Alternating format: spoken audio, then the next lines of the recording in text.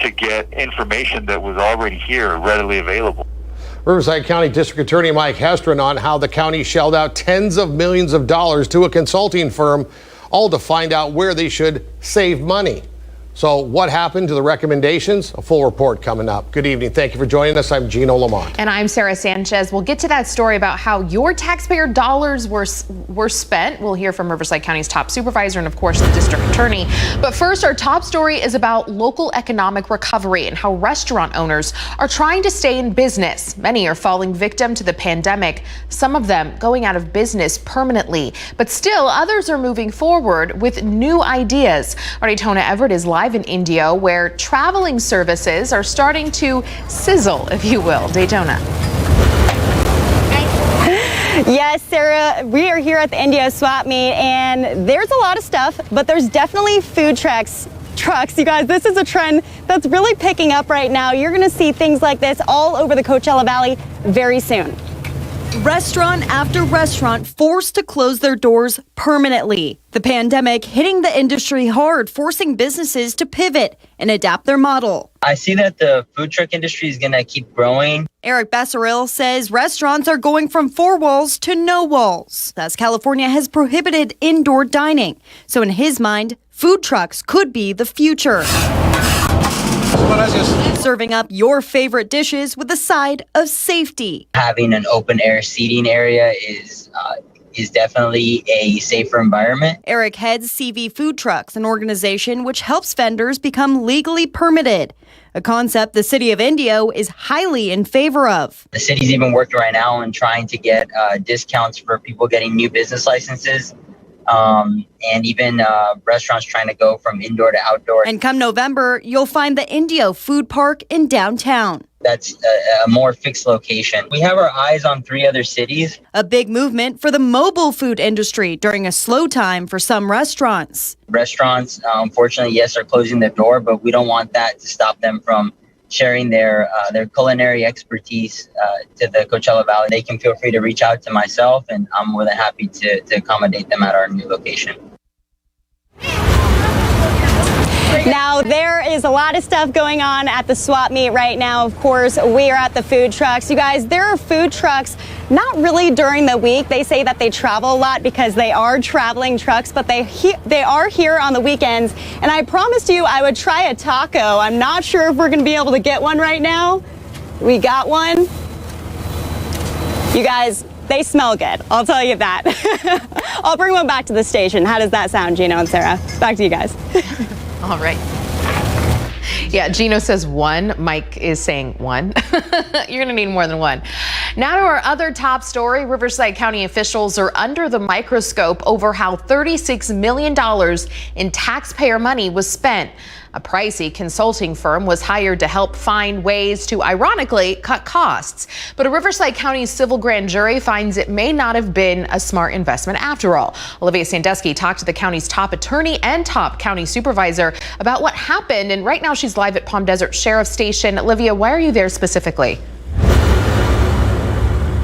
Sarah, I'm here because this is one department that was interviewed for that grand jury report. And something that's important to note, when this project began 5 years ago with the consulting firm, both of the men that I spoke to today had not yet been elected to their positions, and now they're left trying to figure out what went wrong. I think that's where it largely failed. Riverside County supervisors discussed the $36.4 million spent on consulting services from KPMG. The goal was to save money, but a report by the civil grand jury says it only provided limited savings. I think it's incumbent upon us as supervisors that, quite frankly, spent quite a bit of money to perform. And there's, I'm sure, areas there in which we can improve. The county's executive office says KPMG's suggestions led to $100 million saved between the sheriff's and district attorney's office. However, the jury says that claim lacks validation. I'm not surprised that they couldn't be validated, because the way that the KPMG study came out was supposed to be this, kind of massive transformation. It never happened. The county wasn't willing to implement those changes. We wasted millions of dollars to get information that was already here, readily available. The report also found examples of major losses, like the $8 million spent on a software package that was canceled for unknown reasons. That motion carries 5-0. Thank you. On Tuesday, supervisors approved the formation of a committee to respond to the jury's findings. What are we going to do to make sure that we implement the recommendations in order for us to achieve what the initial goal was, which was cost savings? And the group will present their own report before November 10th. We need to assure the taxpayers that this was a good investment. And if it wasn't, let's fess up to it. Now, the other departments mentioned in that study, as well as KPMG, declined to comment to us today. Riverside County's executive office did tell us, though, they will have their own written response to all the findings in this investigation. That'll be available within the next 90 days. Reporting live in Palm Desert, Olivia Sandusky, NBC Palm Springs. All right, thank you, Olivia. Taking a live look now, courtesy of our Agua Caliente Casino cam. You can see, well, kind of a hazy sunset there. Let's check with Chief Meteorologist Mike Everett, who's got the latest on what we're looking at. Hey, Mike. That's just some run-of-the-mill haze. In fact, the air quality is a lot better than it's been over about the last week to 10 days. A lot of that having to do with that reduced humidity. I'll show you what that looks like on radar in just a moment. I'm running out of adjectives. I just don't have any more ways to describe record-breaking heat. We have done it several times this summer. We did it again today. 118 was where we topped out at Palm Springs International, breaking the old record of 116 set back in 1967. And as you can very clearly see, 13 degrees above average. Overnights were running warm as well. We were 6 degrees above average in the overnights, but at least low to mid 80s is a lot better than those low 90s that we had this time last week when we had all of that humidity in the air. Things are moving in the right direction. They're going to get a lot better this weekend. I'll tell you about that in a moment, but it's still hot right now. We got 116 degrees at Palm Springs International. Welcome breeze, very similar to what we saw last night, and we'll be seeing more of this over the next couple of evenings as well. Those winds picking up along the I-10 corridor, gusting up to about 15 to 20 for your sustained winds, and we'll see some isolated gusts up to about 25 and 30. This is welcome ventilation and very different from that easterly flow that we saw last week. You can see that clearly by that number right there. Humidity sitting at 8%. Yeah, just a few days ago, we were running at about 25%. Take a look at radar right now. All eyes on Laura as it's getting ready to make landfall along the Texas-Louisiana coast. I'm going to have a full update for you coming up in my full weather in just a few minutes. Powerful Category 4 storm. Take a look at Futurecast. It's getting ready to do some work there. Next 3 days are good news for us. It's going to be hot again on Thursday, less hot on Friday, less hot on Saturday, and the trend continues all the way through the weekend. Look at that. Overnights in the 70s. Yeah, it's getting better. We'll track it coming up. All right, thanks, Mike.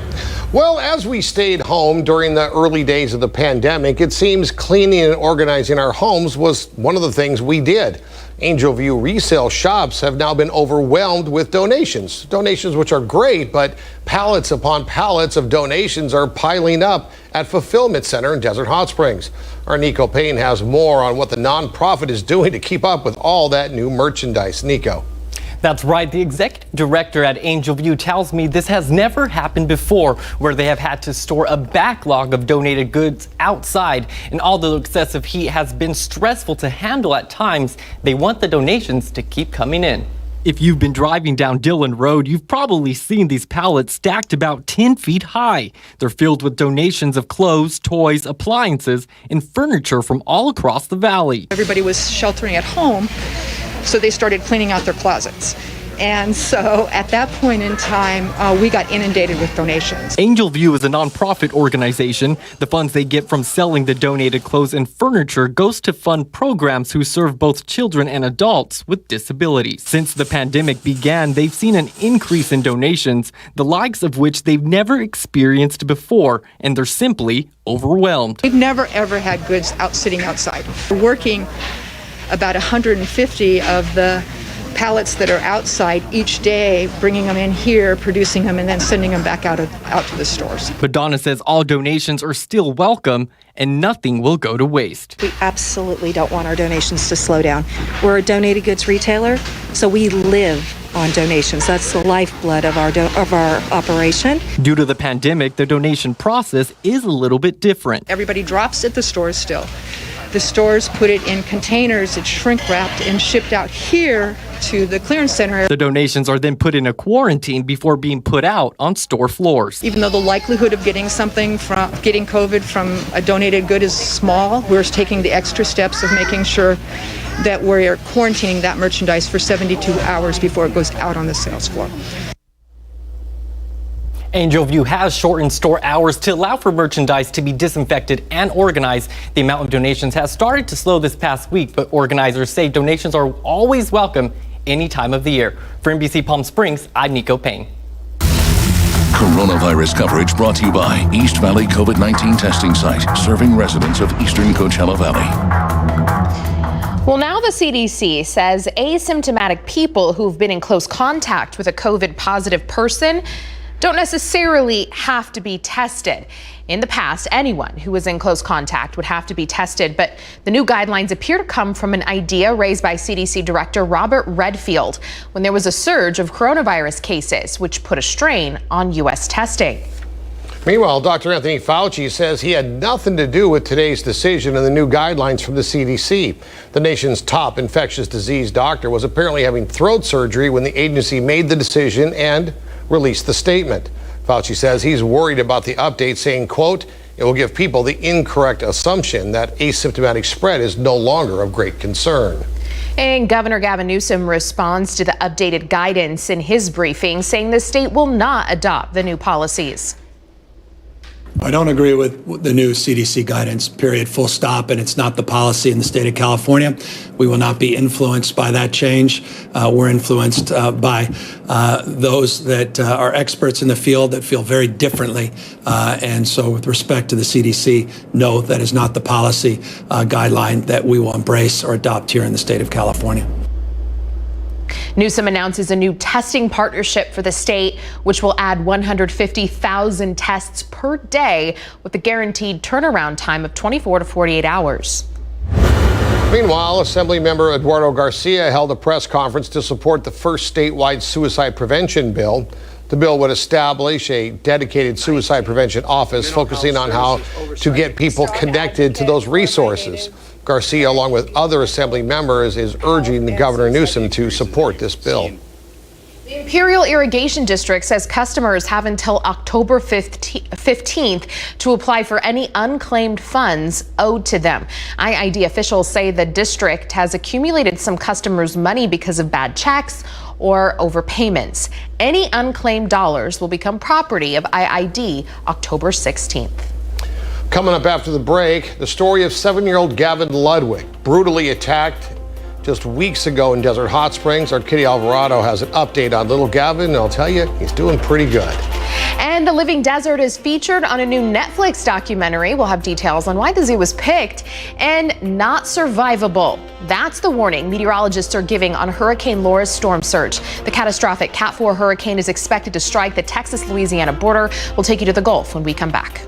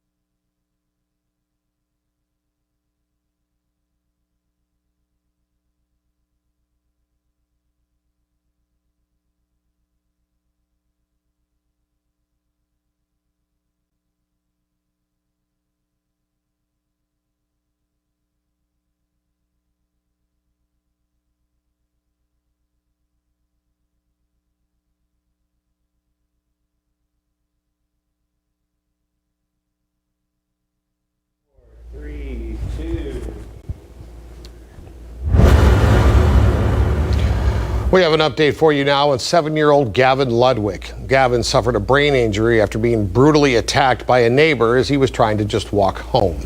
Our Kitty Alvarado has been following the story from the very beginning and has an update on little Gavin. Kitty. Well, a little over a month ago, Gavin was in a coma and doctors weren't even sure if he'd ever be able to walk or even talk. So talking with him and seeing him play and run around today is nothing short of a miracle.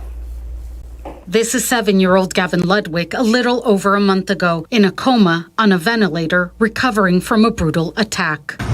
And this is him now. There he goes. He's out of the hospital where he was recovering from a massive brain injury after being attacked by a neighbor as he walked home from a pool party in Desert Hot Springs. Gavin gave us his own update from the rehab facility where he stays full time. I'm doing good. He has so much energy, everyone is having a hard time keeping up. That's my Gavin. My Gavin is full of energy. Gavin's mom, Wendy, is amazed at his progress. Every day there's been a little miracle with him and his improvements. It's just awesome. And so are doctors. Originally, they just kept telling me they didn't know. They wouldn't give me any promises or any prognosis because they weren't sure. But now he's blowing them all away with how good he's doing. Gavin's left arm and leg are still affected, but gaining strength, and he's scheduled for surgery to put a plate where his skull was shattered. That surgery will be repeated as he grows, but his speech is great. Just listen to his big plans for this birdhouse. I'm gonna put the baby bird and the baby sparrow. Gavin and Wendy have a message for those who've been there in their time of need. Thank you. Thank you from the bottom of my heart. Out of all the darkness that started this, there's been so much light. She's grateful she can finally see the little boy she remembers. He's coming back 100%. Bye. Blow him a kiss. Kitty Alvarado, NBC Palm Springs. Along the Gulf Coast, time to prepare or evacuate is just about over. Hurricane Laura is set to make landfall near the Texas-Louisiana border in just hours from now. If you're going to say you know that beginning tomorrow for sure by noon, don't dial 911. No one's going to answer, okay? And you are on your own. At least 9 people died when Laura slammed into the Caribbean. The governors of Louisiana and Texas are warning 20 million people are potentially in the storm's path. The National Hurricane Center says it will bring catastrophic damage and unsurvivable storm surge to those areas. To think that there would be a wall of water over 2 stories high coming on shore is very difficult for most to conceive, but that is what is going to happen. As families rush to shelters, the storm is not the only danger. Organizers are concerned about social distancing, so they're using larger facilities than we've seen in the past. Take a look at this. This is a satellite view of Hurricane Laura. All those little bursts of light are lightning erupting in the hurricane. Our Mike Everett has more on the Category 4 storm about to slam into the Gulf Coast. Mike. Gino, this is a major hurricane during a pandemic. 30 feet of storm surge. We're going to break that down and tell you just how significant that is. In the meantime, this is a live look from Galveston, Texas. It was a live look. Hard to imagine. Possibly 24 hours from now, that road may not be there. We're going to take a closer look at that and some good news in our forecast when we come back.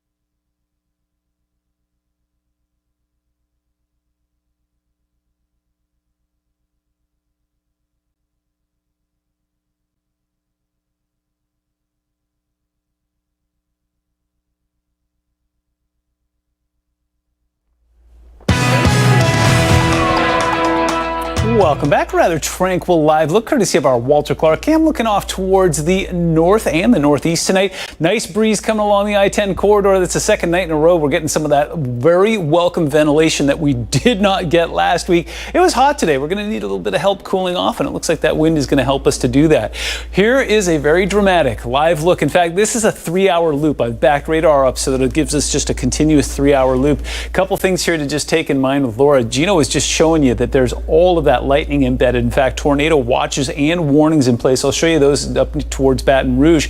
But that eye wall, look at that. This storm is 400 miles wide, category 4 major. And whenever you've got an eye wall that's that well formed, that close to shore, that's some very warm water, no wind shear. It's going to be a really long night. Now, Houston is the one place we're going to be keeping a very close eye on because these things do have a tendency to wobble before they make landfall. New Orleans, we're not so concerned about, even though we are seeing strong storms there and we have watches and warnings aplenty there. It's the western side of this storm system where there could be a wobble that puts us a little bit closer to Houston. Houston is made out of complete and total concrete. They do not handle rain well at all. They got flooded out from Rita and from Ivan. If you back it out and look at it in the big picture, it's hard to look at anything else. In fact, we're clean and clear across the west. There are some monsoonal storms popping up, but well off towards our east. In fact, we were very warm and very dry today. So here's the watches and warnings. Everything you see there in the orange obviously is a tornado warning, or excuse me, a hurricane warning. What you're seeing here in this blood red color is a tornado watch, and then you've got three active tornado warnings in place. This is very close to Baton Rouge, Louisiana, if you're familiar with the area right now.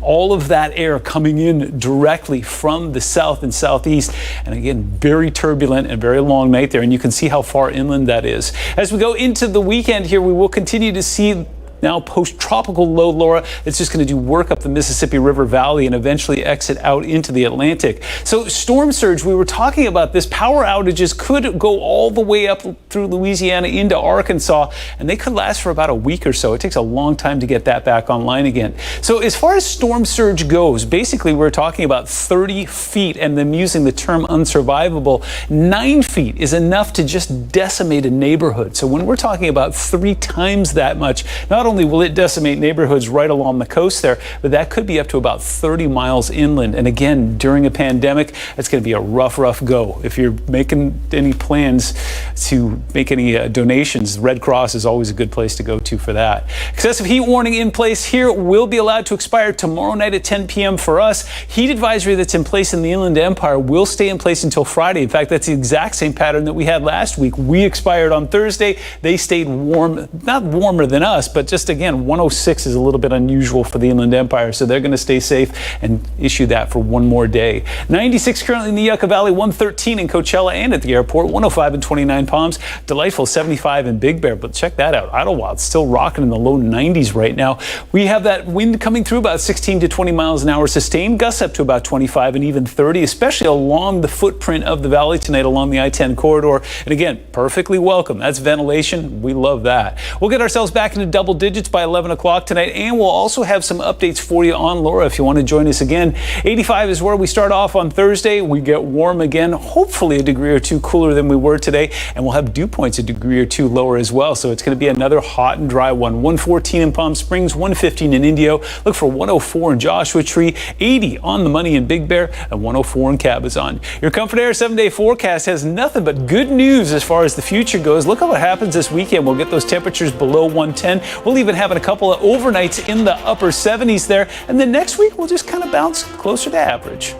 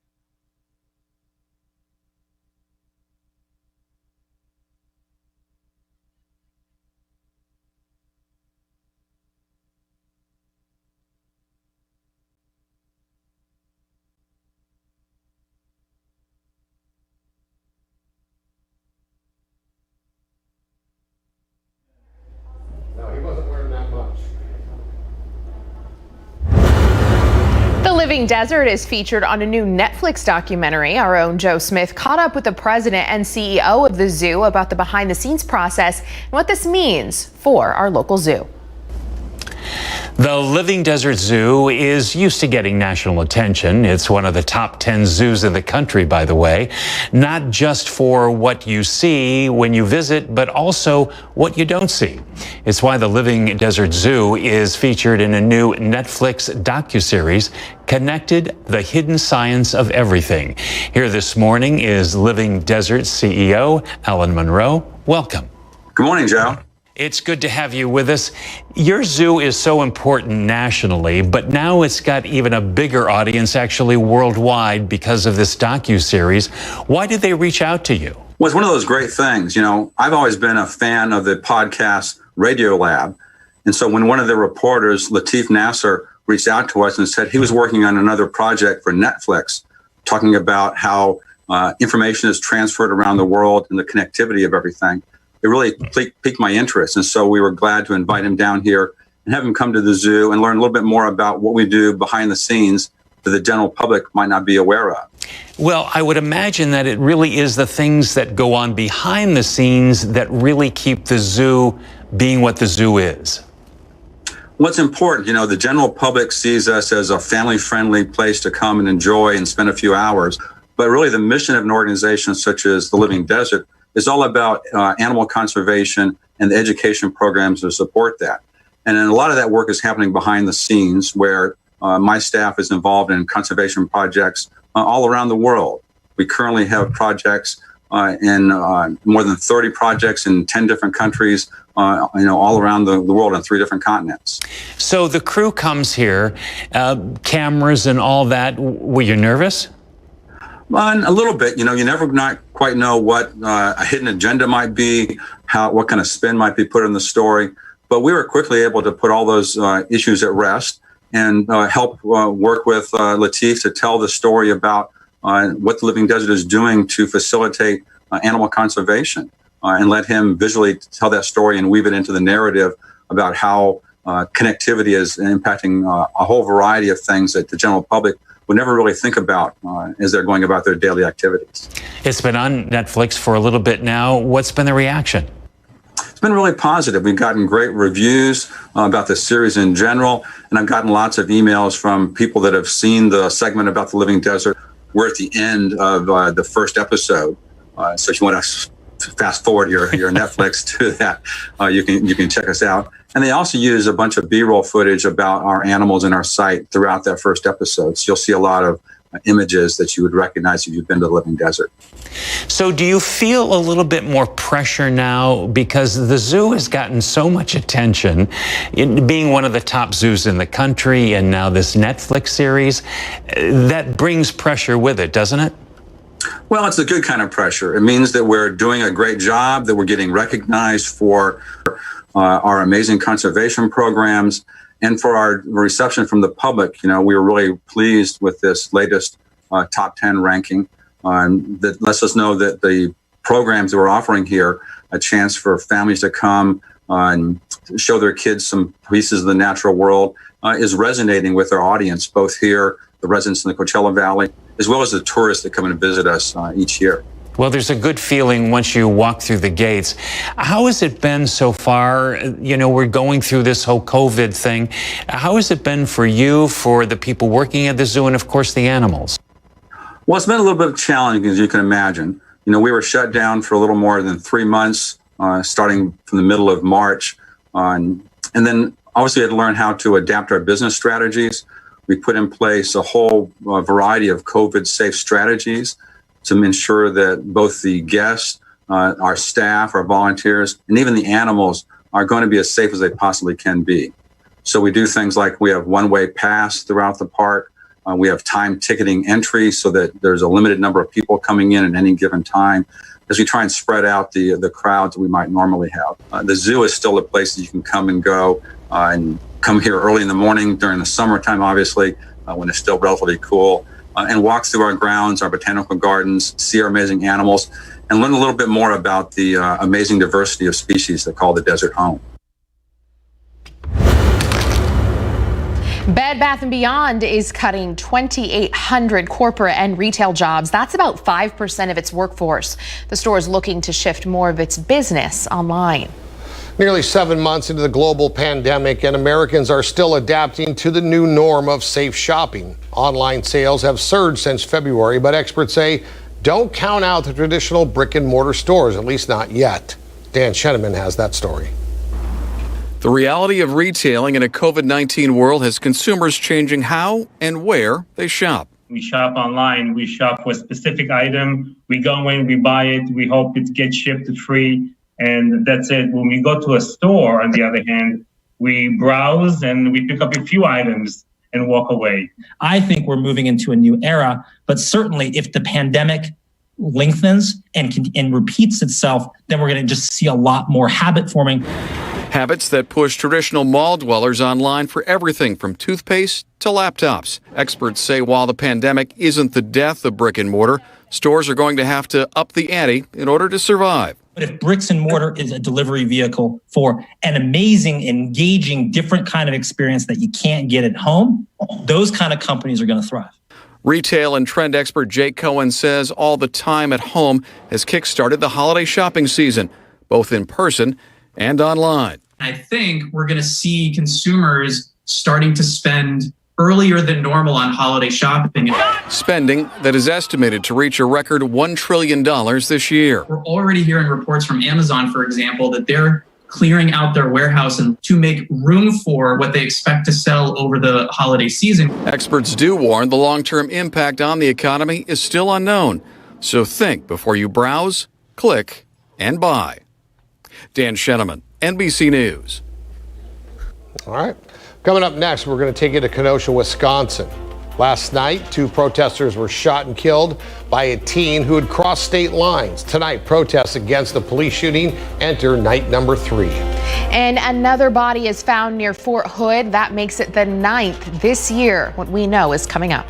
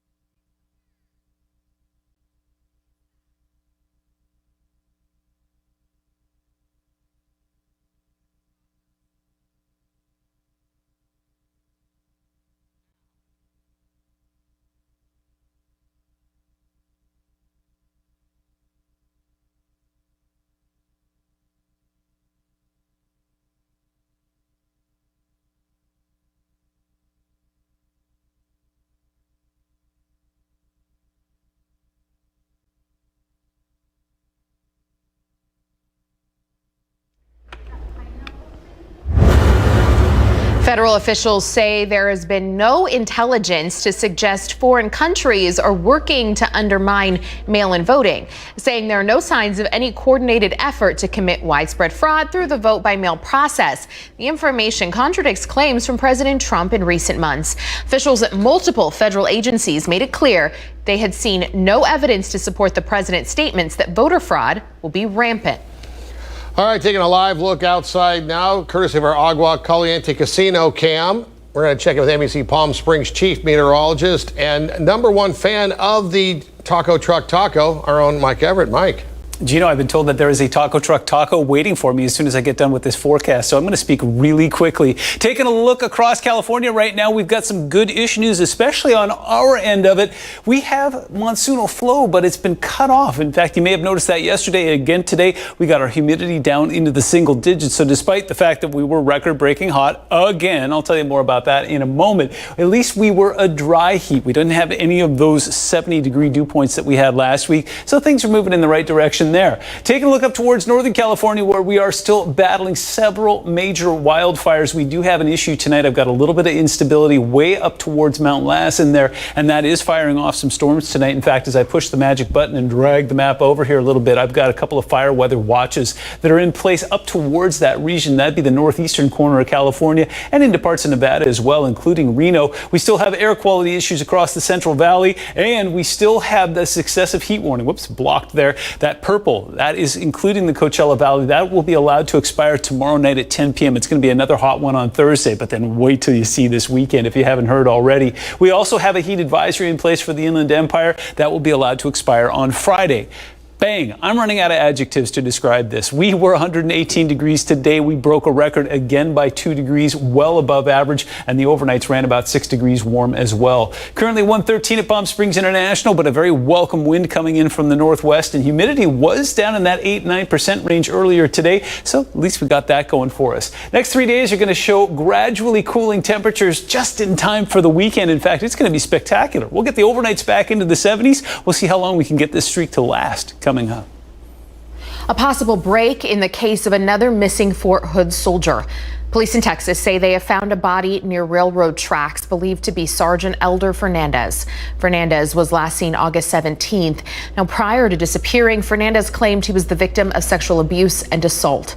His disappearance comes nearly 2 months after the remains of Houston's Vanessa Guillen were found. About an hour ago, the Wisconsin Department of Justice wrapped up a press conference. Investigators identified the officer who shot an unarmed black man 7 times in the back in front of his children. The DA says no charges have been filed against the officers yet, but they are now saying that the man did have a knife in his car. Jacob Blake is paralyzed from the waist down. We're still in day 3 of the nationwide protests over that shooting. Police have also arrested 17-year-old in connection with the shooting overnight at that protest.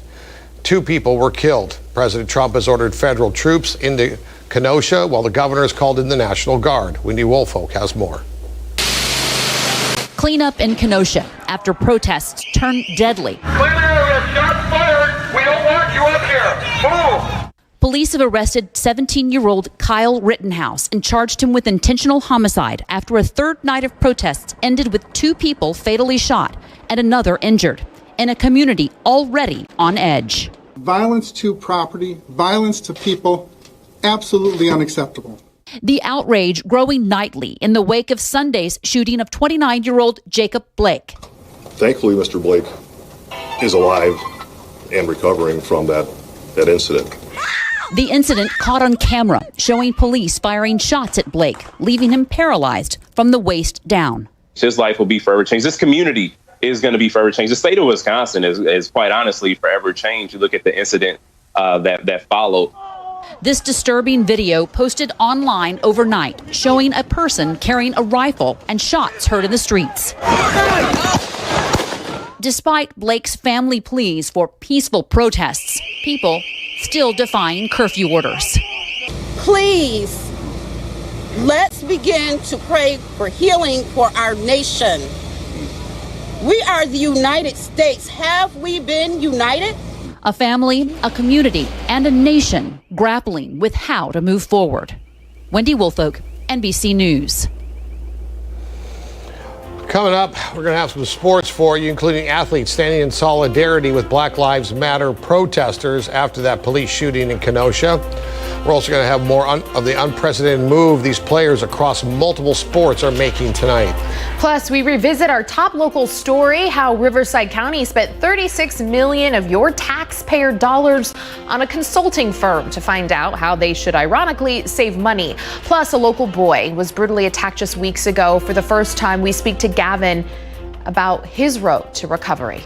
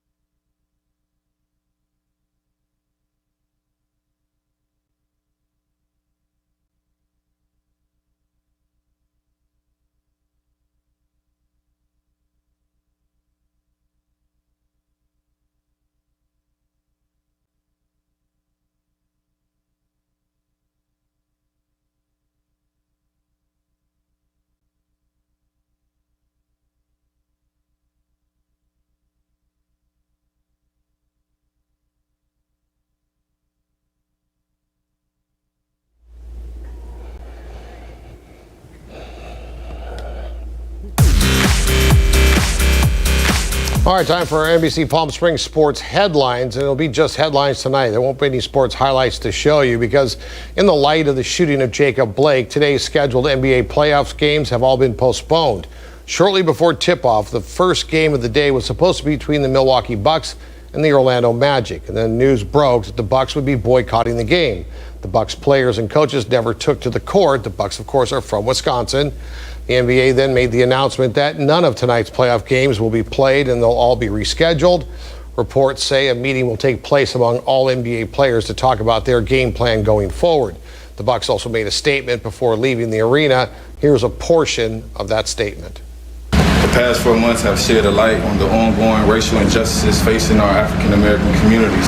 When we take the court and represent Milwaukee and Wisconsin, we are expected to play at a high level, give maximum effort, and hold each other accountable. Despite the overwhelming plea for change, there has been no action.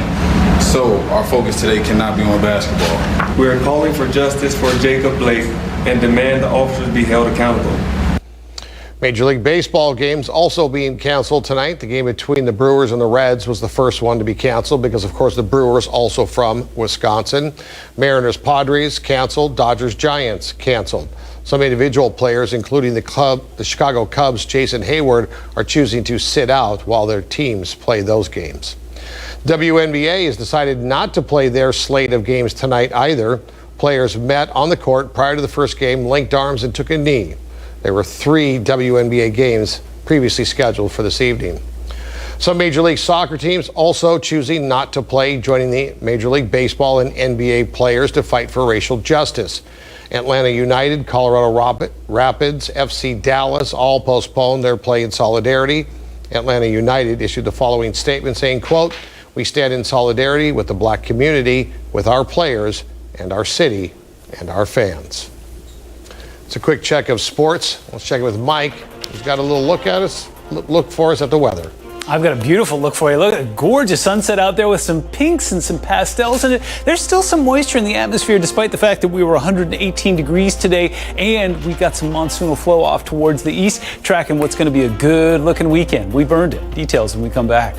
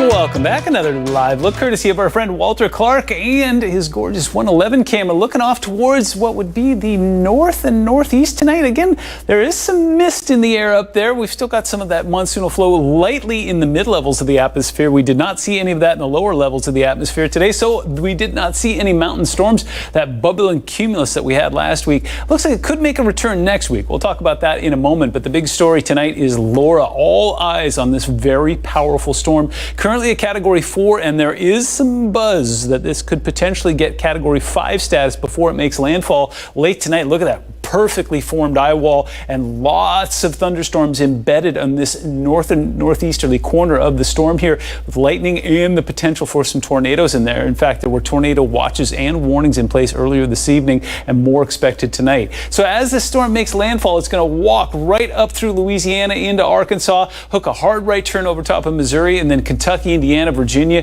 and bring copious amounts of rainfall to that region. Put a big picture in. Wow, I mean, just easy to see from space. It's hard to look at anything else. Meanwhile, monsoonal flow still exists. It's just shifted very politely off towards the east. They're giving us a little bit of a break and lowering that relative humidity for us today, which was nice because we were hot. So as we take a look at Laura, there is your Cat 4 again, 150. So sustained winds are at 150 right now. If it gets up to 157, that would put it in Category 5 status, and there's still some potential for that to happen tonight. Very warm water, no wind shear. This is a hurricane-friendly environment, and there it is walking off and then making that hard right early on Friday morning. It's going to bring up moisture plenty all the way up through the Mississippi River Valley, as we were discussing there, and we'll see more of that monsoonal rain making its way up across the Intermountain West into parts of Denver and eventually up towards Idaho there as well. Risk of power outages, well, we were talking about this earlier. It looks like it could go up to 100 miles inland, and after the fact, it's really hard to get that power back on once again. You get sustained winds in the 150 mile an hour range. That's enough to snap power poles. This is an area that's used to seeing hurricanes. They've had Rita and Ivan forgiven, but it's been a while since they've experienced something like that. And then those rainfall totals up to 12 inches in some spots, especially close to the coast there, but you can see how far inland that goes. We've got some issues of our own. Excessive heat warning in place here for the Coachella Valley down towards the Imperial County and Shereko Summit as well. Thankfully allowed to expire. Very similar to what we saw last week. Ours will expire on Thursday night, tomorrow night at 10 p.m. The heat advisory that's in place for the Inland Empire will stay in place until Friday night because their temperatures will stay well above 100 degrees on Friday, and that's very unusual or excessive for them. Take a look at neighborhood weather right now. 113 at the airport. We got that lovely wind coming through. 108 in Thousand Palms, 113 in Coachella, 95 in the Yucca Valley, and some mid-70s up towards Big Bear. Those winds coming in sustained about 16 to 20 will continue to stay that way through about 11 o'clock tonight, which is right when we'll tuck ourselves into the double digits. We get to 85 in the overnight hours. 114 is where we top out tomorrow, and dew points ride in the upper 40s. 114 in Palm Springs, 115 in Indio, 104 in Joshua Tree, and 80 up in the mountains, and it just keeps getting better and better. By the time we get to Sunday, we'll get our average right down to 106 there. We're even cooler on Monday, and then we just kind of mellow out next week.